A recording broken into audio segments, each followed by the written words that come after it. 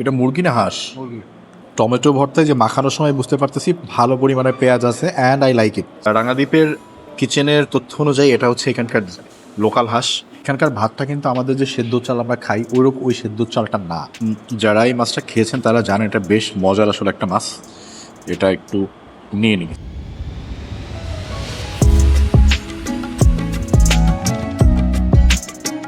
ঘুটঘুটে অন্ধকারে পানিতে ঘেরা দ্বীপে বসে রাতের খাবার, স্বাদ আর রোমাঞ্চ মিশে একাকার।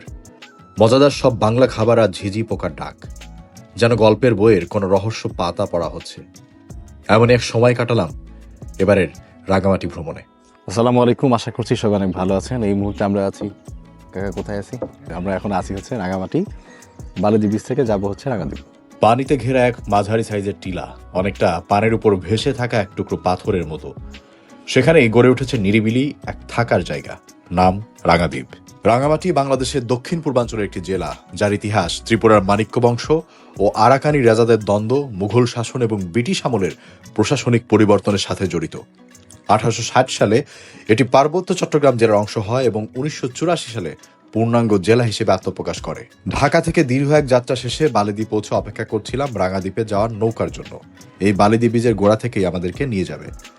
বালিদ্বীপ ব্রিজের কোনায় দাঁড়িয়ে সামনের জলরাশির দিকে তাকালে আপনি বুঝতে পারবেন এখানে সব নতুন লাগছে, আলাদা পরিবেশের হাতছানি দিচ্ছে। তোরে কি খাওয়াবো এখন?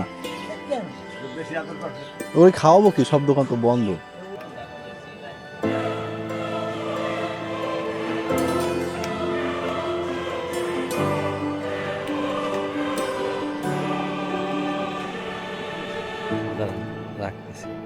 কিছুক্ষণের মধ্যেই রাঙাদ্বীপ রিসোর্টে নৌকা আসে। এই রিসোর্টে যাওয়ার একমাত্র মাধ্যম এটাই। সারাদিনই রাঙাদ্বীপের অতিথিদের জন্য বিনামূল্যে চালু থাকে এই নৌকা সেবা।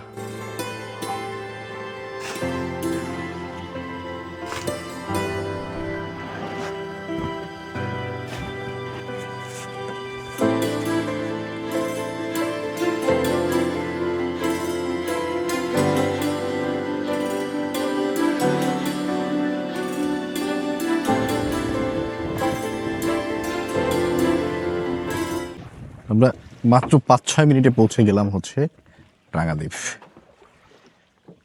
আর এই হচ্ছে রাঙাদ্বীপের সিঁড়ি বেয়ে এই টিলাতে উঠতে হবে। টিলার উপরে হচ্ছে রিসোর্টটা। I love Rangadweep. তার থেকে বড় কথা, খাবারের ঘ্রাণ আসছে কোত্থেকে যেন। আমি আজকে বাস যেখানেই থেমেছে কিছু খাইনি। এই সিঁড়িটা বেশ কালারফুল, এখানে বেশ সুন্দর সুন্দর ছবি আসে। দেখেন খুবই সুন্দর কিন্তু সিঁড়িটা, চারপাশে গাছপালা, মাঝখান দিয়ে এই কালারফুল সিঁড়ি, সামনেই রিসেপশন। এই পথটাও খুব সুন্দর। এগুলো সব আম গাছ আর ভালো পরিমাণে আম ধরে আছে। এইটা হচ্ছে আমাদের রিসেপশন।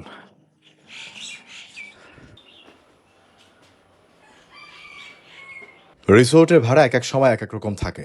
আমরা ডিসকাউন্টের পরে 4000 টাকায় পেয়েছিলাম একটা কটেজ, যেখানে 2 জন থাকা যায়। তবে 1500 টাকা বাড়তি দিয়ে আমরা এক রুমে ছিলাম 3 জন, আর সাথে ছিল সকালের কমপ্লিমেন্টারি নাস্তা। আমরা এখনো রাঙাদ্বীপে আছি, যাচ্ছি ব্রেকফাস্ট করতে। রাঙাদ্বীপে কমপ্লিমেন্টারি ব্রেকফাস্ট থাকে, আর আয়োজন অনেক বেশি থাকে না, তবে সামান্য আয়োজন থাকলেও আর কি খাওয়ার মতো খেতে পারবেন। তো চলেন যাই দেখি আজকের আয়োজনে কি আছে। এটা হচ্ছে আমাদের ডাইনিং এরিয়া, আর ডাইনিং এরিয়া থেকেও খুব সুন্দর একটা ভিউ দেখা যায়। এই ডাইনিং এরিয়া থেকে কত সুন্দর একটা লেকের ভিউ দেখা যায়। ডিম ভাজা, ডাল, পরোটা, তরমুজ। এটা খুব মজার জিনিস, পাহাড়ি তরমুজ খুব ভালো লাগে। পেয়ারাটাও ঠিকঠাক, সব খাওয়া যায়। আচ্ছা, সবজি মিক্স ভেজিটেবল যেটাকে বলে। ও আজকে আবার হালুয়া আছে দেখি। পরোটা, বিসমিল্লাহ করা যাক। বিসমিল্লাহ। আমার কাছে ডালটা ভালো লাগে, কালকে খেলাম না, মজা ছিল। আজকেও সকালে খাওয়ার জন্য পর্যাপ্ত আইটেম এবং খারাপ লাগবে না খেতে।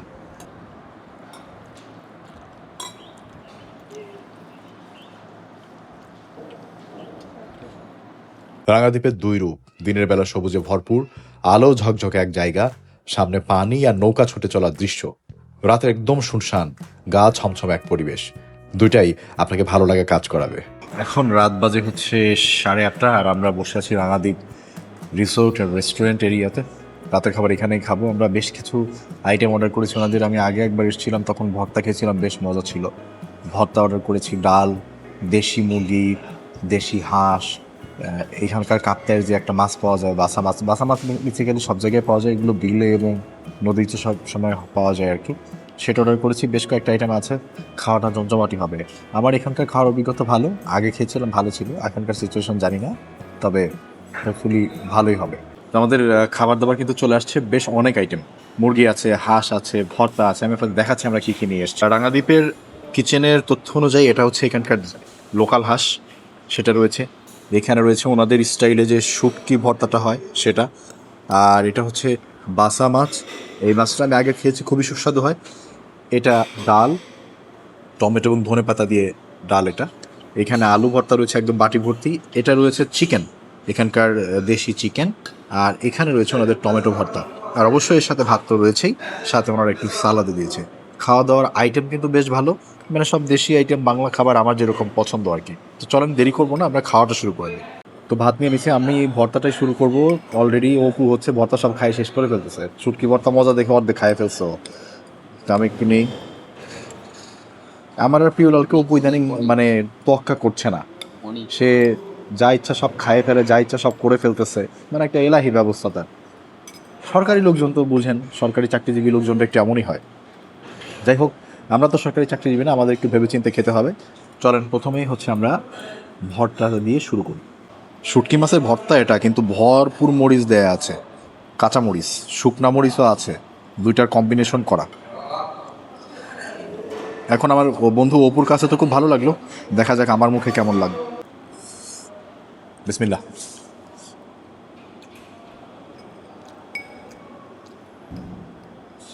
না, কথা সত্য, ভর্তাটা আসলে মজা।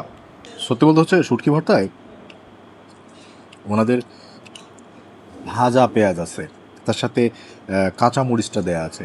আর কম্বিনেশনটা দারুণ হয়েছে, কারণ হচ্ছে বেশি শুকনা শুকনা না, শুটকি ভর্তা অনেক সময় শুকনো শুকনা হয়ে যায়, এখানে ওই ব্যাপারটা হয় নাই। ওই সমস্ত কারণে ওই ভাজা পেঁয়াজের যে অ্যারোমাটা সেটাও বেশ ভালো লাগছে। আবার শুটকিতেও এক্সট্রা কোনো স্মেল নাই, মনে হয় ওইটা রিডিউস করতে পেরেছে, এই জন্য কিন্তু আসলেই মজা।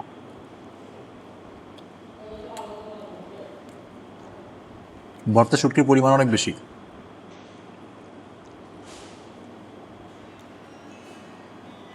বাহ, এই ভর্তার ব্যাপার ছিল কি, সরিষার তেল স্মেল তো আছেই, সাথে এমনি ভর্তাটাও বেশ মজা, হালকা ঝাল, মজা লেগেছে। এটা যেটা মাখাচ্ছে এটা হচ্ছে না যে আলু ভর্তা, খাওয়া যাক।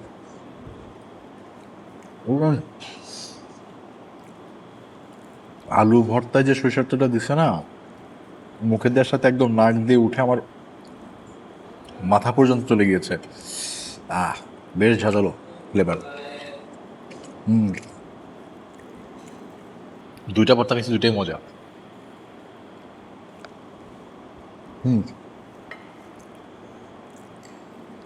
একদম বাঙালিয়ানা স্টাইলে করা, ঝাঁঝালো একটা ফ্লেভার আছে, কাঁচামরিচ, পেঁয়াজ, আলু। আচ্ছা, আলু ভর্তা দিয়ে ভাত খেলে ওই কমেন্ট অনেক বেশি আসছে যে আমরা কার্বোহাইড্রেট দিয়ে কার্বোহাইড্রেট খাই, বাঙালিদের খাদ্যাভ্যাসে এটা আছে। কথা সত্য, আলু ভর্তাও কার্ব, ভাতও কার্ব, কার্ব দিয়ে কার্ব খাই। এগুলো প্রত্যেকটা কুজিনেই এরকম খাবার আছে, এখন আমরা অভ্যস্ত হয়ে পড়েছি, এই জন্য আমরা খাই। যেমন বিভিন্ন ইউরোপ কান্ট্রিতে ব্রেড দিয়ে তারা নিউটেলা খায়। ব্রেড এমন কার্ব যেটা সুগারে পরিণত হয়, নিউটেলা পুরোটাই সুগার, সুগার দিয়ে সুগার খায়। আমরা কার্ব দিয়ে কার্ব খাই, শুধু আমরা না, ওয়ার্ল্ড ওয়াইডে এরকম কুজিন অনেক আছে, মানুষ এনজয় করে তাই খায়। তো আমাদেরও বাঙালিদের এটা আছে, আমরা একটু ভাতটা আসলেই বেশি পরিমাণে খাই, কেউ তো 3 বেলা খায়। তারপর অভ্যাস আছে, এখন কি করা, মজা লাগে খেতে আর কি। আরেকটা ভর্তা আছে আমাদের, সেটা হচ্ছে টমেটো ভর্তা, একটু নেই, অল্প করে আগে নিয়ে দেখি। ভর্তা এটা আমি এর আগের বারও যখন খেয়েছিলাম বেশ মজা ছিল এখানকার, এবং এবারও দুইটা ভর্তা খেয়েছি, প্রথম মজা। এটা হচ্ছে আমার 3 নম্বর ভর্তা, টমেটো ভর্তা। টমেটো ভর্তায় যে মাখানোর সময় বুঝতে পারতেছি ভালো পরিমাণে পেঁয়াজ আছে, অ্যান্ড আই লাইক ইট। কারণ হচ্ছে অনেক জায়গায় টমেটো ভর্তায় পেঁয়াজ মরিচ একদমই দেয় না, টমেটো ফ্লেভার থাকে, ওটাও খারাপ লাগে একেবারে তা না, চাটনির মতো একটা স্বাদ হয়। কিন্তু আমি এই যে একটু পেঁয়াজ দেয়া বা মরিচ দেওয়া হলে আমার কাছে ওটা বেশি প্রাধান্য পাবে, মানে আমার কাছে মনে হবে এটার স্বাদ বেটার। চলো এটা মুখে দিয়ে দেখি।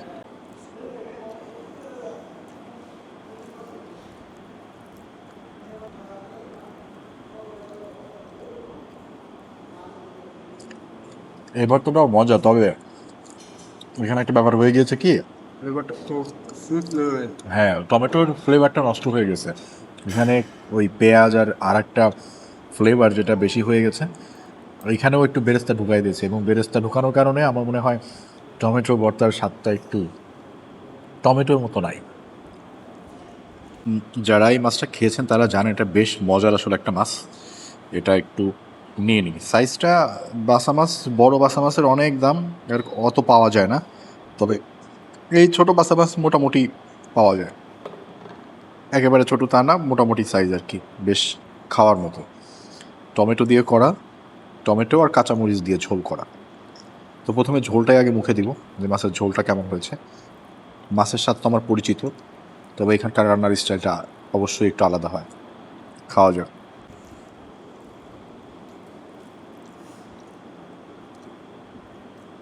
এটা কি ফ্লেভার? টমেটো দিয়ে কখনো আমি এরকম ফ্লেভার খাই নাই। টমেটোর একটা আলাদা ইয়ে থাকে, ওইটা না। মানে খেতে খারাপ না, কিন্তু টমেটো থাকলে আমরা যেরকম এক্সপেক্ট করি হালকা টক এবং একটু মশলাদার, ওরকম না।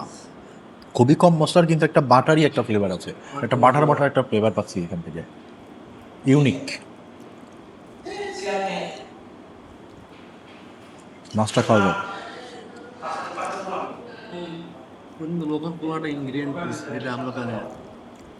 না, মাছের স্বাদ ঠিক আছে, কিন্তু ওনার তরকারি রান্নার স্টাইলটা একদমই আলাদা। একটা বাটারি একটা ফ্লেভার চলে আসছে, কী কারণে এসছে আমি বুঝতে পারছি না। মাছের মধ্যে কি বাটার দিয়ে রান্না করেছে কিনা। মানে টমেটো কাঁচামরিচ আছে ভরপুর, কিন্তু টমেটো কাঁচামরিচের ফ্লেভার নাই, আছে একটা বাটারি স্বাদ।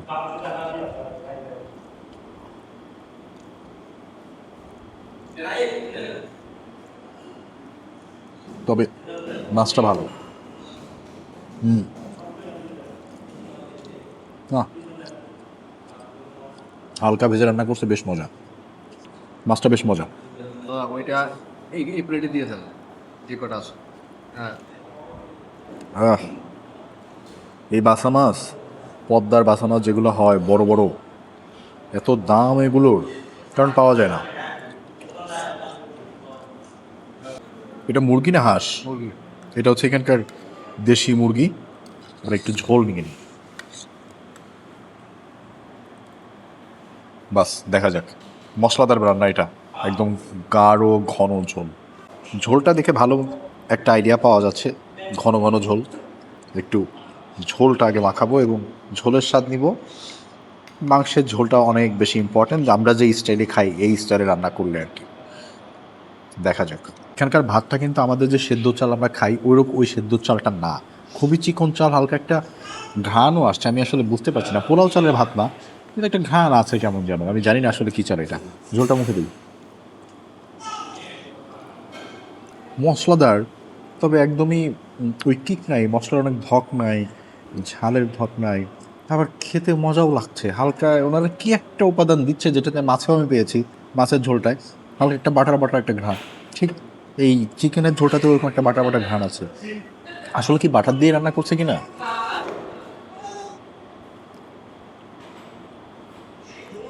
তবে মুরগিটা নিয়ে আমার একটু সন্দেহ আছে। আমি কিছুদিন আগে কক্সবাজারে গিয়েছি, দেশি মুরগি খেয়ে এসেছি। এটা দেশি মুরগি কিনা এটা নিয়ে আমার একটু সন্দেহ আছে। আমি মুখে দিয়ে ওই দেশি মুরগির স্বাদ বা ফ্লেভার পাইনি।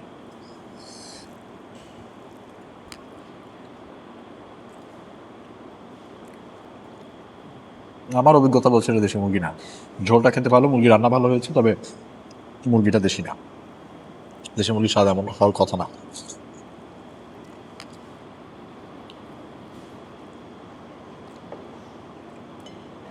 এটা আমার কাছে মনে হচ্ছে সোনালি মুরগি। আরেকটা আইটেম ওনাদের, এটা ওনারা বলেছে দেশি হাঁস, এটাও ভুনা করা। চলো একটু নেওয়া যাক। হাঁসের যে টুকরাগুলো দিয়েছে, নট সো গুড। মাংস আমাদের কপালে যা পড়েছে, মাংসর কোয়ালিটি আমাদের একটু ভালো পড়ে নেই। যাই হোক, অনেক মানুষের রান্না করে ভিতর থেকে দিয়েছে, ইচ্ছা করে হয়তো ওইভাবে দেয়নি, কিন্তু আমাদের মাংসের কোয়ালিটিটা ভালো পড়ে নেই। সমস্যা নাই, আমরা একটু খাবার মজা হলেই খুশি।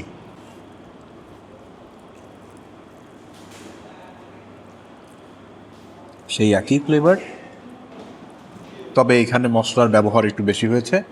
যার কারণে আমি মুরগির থেকে হাঁসের ঝোলটাকে একটু এগিয়ে রাখবো। তো একটা বাটারি স্মেল আছে, কিন্তু এখানে একটু হালকা ঝাল ঝাল ভাবটা আছে, এর কারণে এটা বেশি ভালো লাগছে। হাঁসের ঝোলের স্বাদটা বেশি ভালো।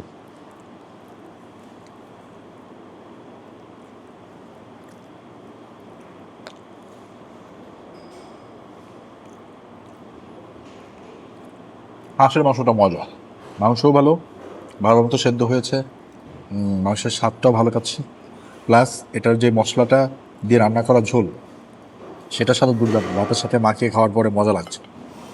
মুরগিও ভালো ছিল, তবে মুরগির থেকে আমি হাঁসের মাংসটাকে এগিয়ে রাখবো। একটা আইটেমই বাকি আছে, সেটা হচ্ছে আমাদের ডাল। এই বালতি, এই হচ্ছে বালতি, কিন্তু বালতির এই পর্যন্ত কিন্তু ডাল। এখানে একটা চাকতির মতো বসানো আছে, এটা হচ্ছে রেস্টুরেন্টটা করে কাইন্ড অফ একটু ঠকা নেই, পুরোটা বালতি কিন্তু ডাল নাই, এই পর্যন্ত আছে। করে বাইরে দেখ। এই যে এই চামচ আর এই চামচ, এই একটু ডাল নিয়ে নিই আমি, অল্প একটু ডাল খেয়ে দেখি। আসলে ডালটা টমেটো আর ধনেপাতা দিয়ে করা।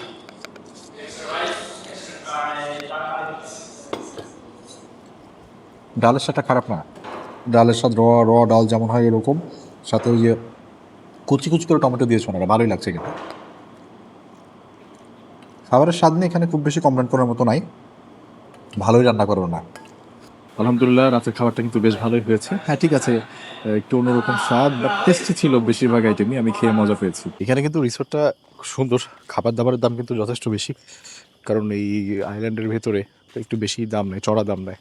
তবে রাতের বেলাও জায়গাটা বেশ সুন্দর, হাঁটলে আপনার ঝিঝি পোকার ডাক থেকে শুরু করে পাখি সব কিছু ডাকি শুনতে পাবেন, ভালো লাগবে। খারাপ না জায়গাটা, এসে একটু রিল্যাক্স করার জন্য যথেষ্ট ভালো জায়গা।